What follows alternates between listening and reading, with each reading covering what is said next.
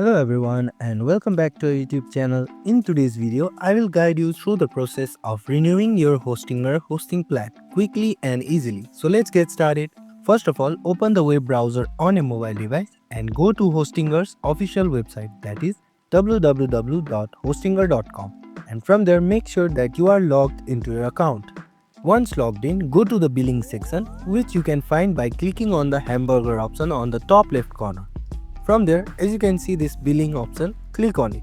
From there, click on the option saying subscriptions. Here you will see a list of your active services along with their expiration date. Identify the hosting plan or domain that you want to renew. Click on the Renew Now button next to the service that is about to expire. This will take you to the renewal page.